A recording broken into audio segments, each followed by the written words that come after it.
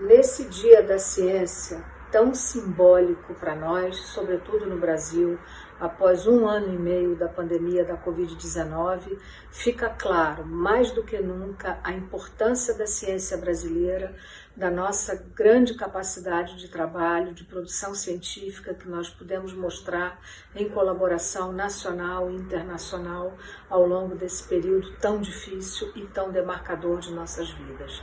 A ciência brasileira, aos cientistas, nossos melhores cumprimentos, contando com uma instituição como a SBPC, a quem nós apoiamos com toda a nossa confiança e, sem dúvida nenhuma, numa relação bionívoca da melhor qualidade, sabendo que podemos contar com a SBPC em todas as nossas melhores iniciativas.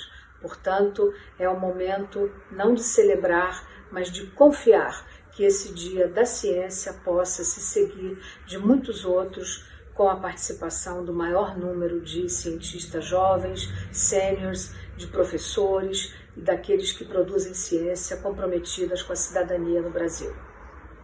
Olá, meu nome é Paulo Soliva, sou professor da Faculdade de Medicina da USP.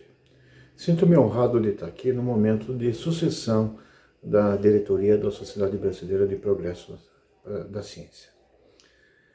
Bom, o termo progresso e ciência nunca tiveram tão interrelacionados, tão conectados, tão necessários e mutuamente ligados.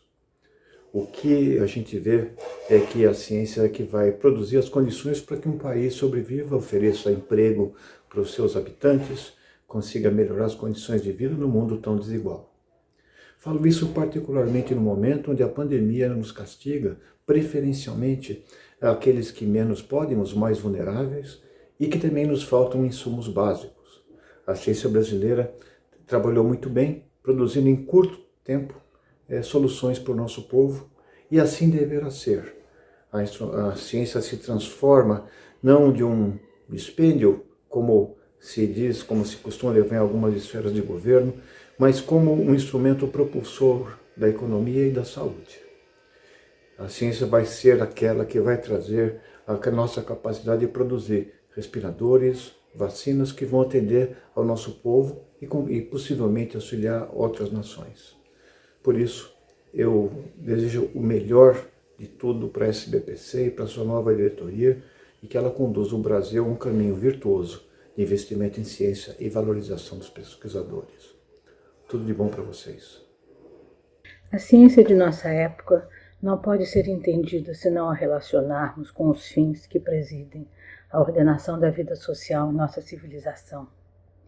Sabemos que pelo menos a metade de todos os recursos canalizados para a pesquisa científica e tecnológica nos últimos 3 decênios tiveram sua origem em planos armamentistas.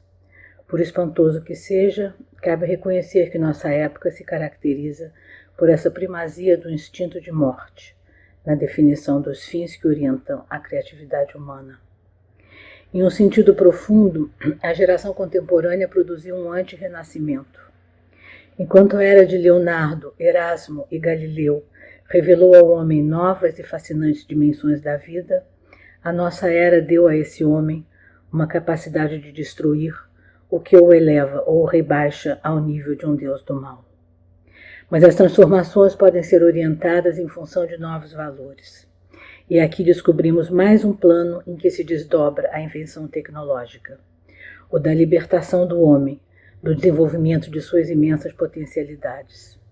Daí a pergunta: qual a responsabilidade dos que criam e divulgam conhecimentos no mundo atual? Mais particularmente na periferia deste mundo, que é onde nos encontramos. É indispensável que os cientistas vejam naquilo que produzem valores, algo que tem um sentido em si mesmo, que está relacionado com os fins da vida humana. Produzir valores implica ter consciência do contexto social em que vivemos, assumir na plenitude a cidadania. Significa contribuir decisivamente para o processo de reconstrução social. Portanto, a responsabilidade dos homens e das mulheres de ciência é indeclinável nesta civilização da tecnologia. Trechos da conferência de Celso Furtado, proferida na sessão inaugural da 31ª reunião anual da SBPC, em Fortaleza, agosto de 1979. Muito obrigada. O Brasil, nos últimos anos, retrocedeu imensamente na política educacional, no incentivo à ciência e no desenvolvimento tecnológico. Os recursos necessários tornaram-se escassos, pois o teto dos gastos julgou sobre a pesquisa científica uma barreira intransponível. Estudos foram interrompidos, projetos em andamento bloqueados e nas universidades, laboratórios foram fechados e pesquisadores tiveram seus recursos reduzidos. Um programa, por exemplo, como Ciências Sem Fronteira, foi interrompido e desprezado, pois era considerado um gasto desnecessário. O terraplanismo e a negação da ciência tornaram-se a regra, mesmo diante da pandemia. O Brasil certamente precisará mobilizar todos os recursos que dispõe para se reconstruir. Precisará de todos, e em especial dos professores, dos pesquisadores e cientistas, se quisermos nos mover em direção à nova economia, a economia do conhecimento. Precisará da ciência. Esse é o nosso caminho, e por meio dele agregaremos mais valor à atividade produtiva e teremos oportunidades de trabalho mais qualificadas e mais bem remuneradas. Essa é a trajetória para reverter a desindustrialização e o trabalho precário. Esta é a trajetória para reverter o retrocesso em que o governo Bolsonaro nos colocou. Mais do que nunca, precisamos da força e da organização da Sociedade Brasileira de Proteção à Ciência. A SBPC é uma instituição fundamental. É fácil dizer isso, mas é difícil comprovar. Eu posso comprovar com a minha experiência na SBPC. Vi a SBPC em momentos muito diferentes. Na época que era difícil falar, era na SBPC que se falava. Quando havia um regime que não era totalmente aberto no Brasil, a reunião da SBPC era muito importante. Eu me lembro uma vez, eu estava em Brasília e havia uma reunião da SBPC. E chegou um amigo meu americano chamado Albert Hirschman, nascido na Alemanha. O Hirschman veio ao Brasil e eu fui mostrar Goiás a ele. Bom, e vim correndo para Brasília porque tinha reunião da SBPC.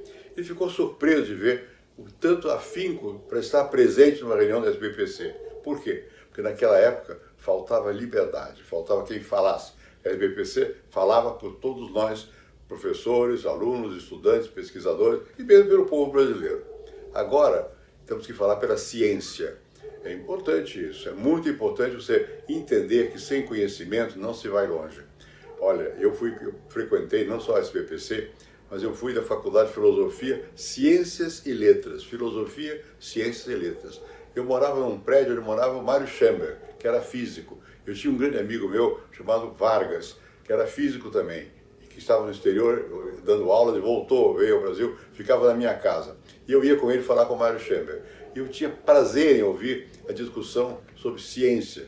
Por quê? Porque, como sociólogo, nós tínhamos que, entre aspas, imitar os cientistas da natureza, os físicos, os químicos, coisas pelo estilo. Hoje não é necessário mais. Hoje, cada membro da SBPC tem sua autonomia, sabe que as suas disciplinas têm a capacidade de expressar algo da alma brasileira e algo daquilo que é necessário ser feito no Brasil. Então, a SBPC e a ciência são muito importantes para o nosso futuro. Eu faço votos que a SBPC continue a ser o que sempre foi, uma representante real daqueles que trabalham na ciência. Veja o que eu digo, trabalhar na ciência não é ser grande cientista, não, é ser partícipe desse processo de conhecimento sem o qual ninguém vai para frente e o Brasil tem que ir para frente.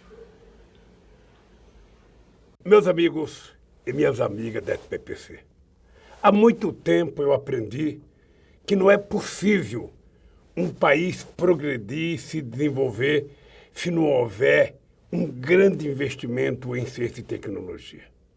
É por isso que quando eu cheguei à presidência da República, eu fiz questão, junto com meus companheiros de governo, especialmente junto com o companheiro Sérgio Rezende, que foi meu último ministro da Ciência e Tecnologia, a criar um PAC de ciência e tecnologia com investimento de 41 bilhões de reais, garantindo que os próprios cientistas coordenassem a execução da utilização desse dinheiro. E eu não esqueço nunca o último encontro que eu tive com os cientistas brasileiros no hotel em Brasília, que é uma coisa que eu não acreditava, de tanto prazer e tanta satisfação que vocês demonstravam com o cumprimento da meta. Porque, tendo dinheiro, vocês saberão gastá-lo com muita eficiência para o progresso da ciência. E, neste instante, eu queria dar os parabéns à diretoria que está saindo e à diretoria que vai entrar. E quero, sobretudo, dar os parabéns ao companheiro Renato Giannini, que foi eleito o novo presidente da SBPC. Essa SBPC tão extraordinária na luta pela democracia desse país, na luta pela recuperação da discussão sobre a ciência e tecnologia tão importante para o nosso país. Por isso, companheiro Renato Giannini, eu desejo para você toda a sorte do mundo, que você tenha uma gestão primorosa e que o Brasil volte a ter um governo que tenha na ciência e na tecnologia um dos pilares do desenvolvimento do país. Conte comigo nessa luta, porque vocês vão ter muito, mas muito trabalho até que a gente possa eleger um presidente democrático que acredite que a ciência é uma das soluções para esse país. Investimento em ciência e tecnologia não pode ser utilizado e nem tratado como gasto, mas sim como investimento. Um abraço, boa sorte, boa gestão e que Deus nos ajude a viver num Brasil melhor.